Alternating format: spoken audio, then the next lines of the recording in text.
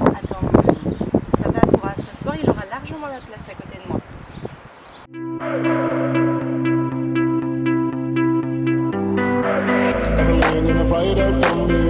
Il y a 2 jours, Fabien t'a envoyé une lettre sur les écoles hors contrat et l'IEF, puisque c'est un sujet qui a été énormément discuté ces derniers temps, suite aux propositions de loi qui ont été émises dans ce sens-là. Cette lettre est vraiment très très intéressante à lire, même si tu n'es pas concerné par les écoles hors contrat ou par l'IEF. Eh bien, Fabien a mené de grandes investigations qui mènent une réflexion, qui poussent une réflexion vraiment très très intéressante.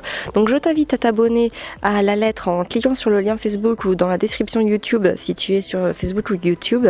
Si tu es déjà abonné, va voir dans tes mails, tu as sûrement déjà dû recevoir cette lettre fort intéressante. Aujourd'hui, je vais aller dans la continuité de cette lettre et je vais t'expliquer pourquoi nous avons choisi l'IEF pour nos enfants. Facile ou pas facile de faire l'IEF? On se pose beaucoup de questions par rapport à ça. Le cheminement peut être long parce qu'on se pose des questions de savoir si on est prêt à le faire. Est-ce qu'il faut être enseignant de métier? Est-ce qu'il faut avoir une organisation particulière? Est-ce qu'il faut s'arrêter de travailler? Est-ce qu'il faut donc perdre un revenu? Toutes ces questions sont légitimes mais évidemment il faut se les poser parce que partir en IEF, ce n'est pas déscolariser son enfant pour le plaisir, il faut évidemment être à même de lui apporter des sources d'enseignement profitables. Mais à mon sens en tout cas, les sources d'apprentissage que nous faisons pour Arthur et ensuite pour Gaspard, ou d'ailleurs même déjà pour Gaspard à travers les outils de travail que nous lui proposons, ce sont des enseignements informels, c'est-à-dire on ne s'assoit pas derrière une table, on n'a pas de cahier, en tout cas Arthur serait en maternelle.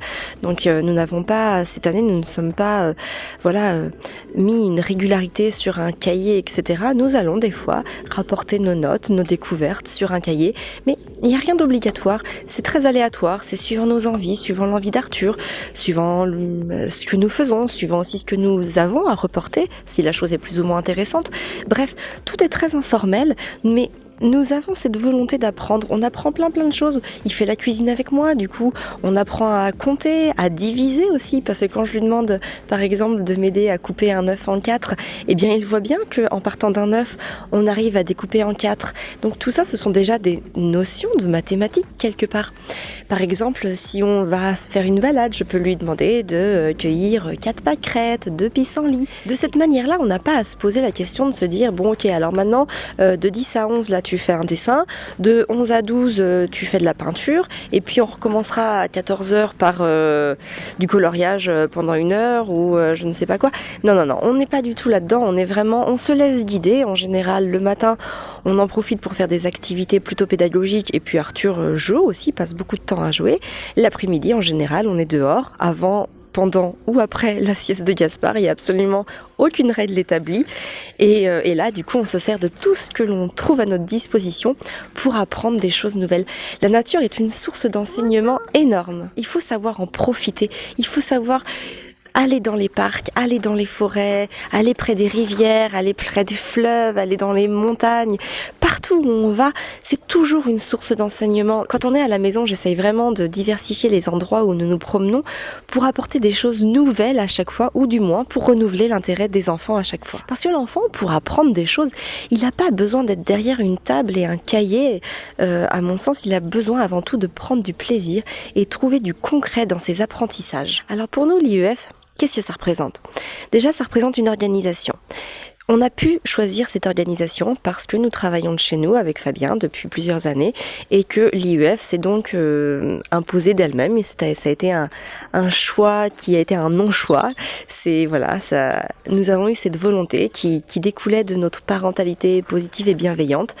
C'était ce choix de garder nos enfants le plus longtemps possible, tant que tout le monde y prendra du plaisir, pour justement explorer de nouvelles façons d'apprendre les choses. La deuxième chose, c'est d'être dans l'apprentissage continuel. Pour être dans un apprentissage continuel, nous devons être dans un apprentissage informel, parce qu'on ne peut pas demander de l'attention à un enfant, par exemple de 3 ans et demi, continuellement sur toute la journée.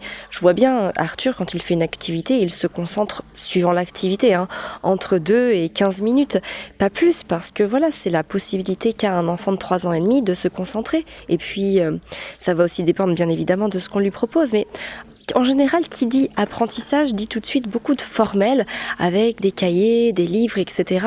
Alors que parfois, la source même de l'apprentissage peut vraiment se trouver dans énormément de contextes différents. Ça peut être la visite d'un moulin.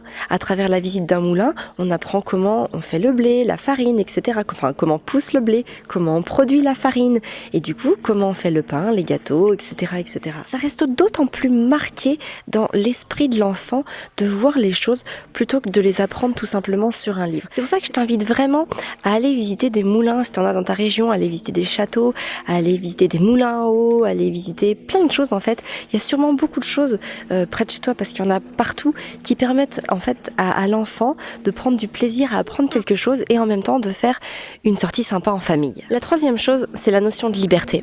Fabien en parle d'ailleurs beaucoup dans sa lettre de la liberté. Est-ce qu'on est encore libre en France ou pas ? Ça c'est un autre débat, mais en tout cas c'est très important. Nous avons choisi cette liberté déjà dans notre travail.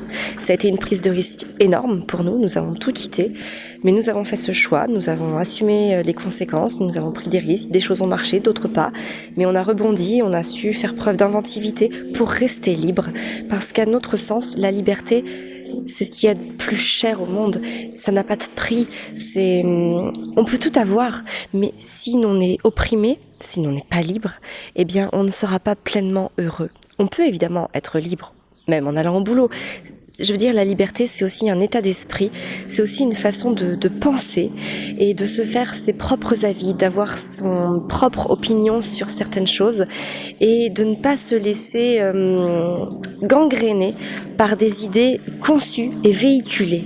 Et avec l'instruction en famille, nous avons vraiment cette envie de donner le goût à nos enfants, de penser par eux-mêmes, d'avoir cette liberté de penser et d'avoir cette liberté physique. Sur ce, je te souhaite une très belle journée. Prends soin de toi et de tes enfants.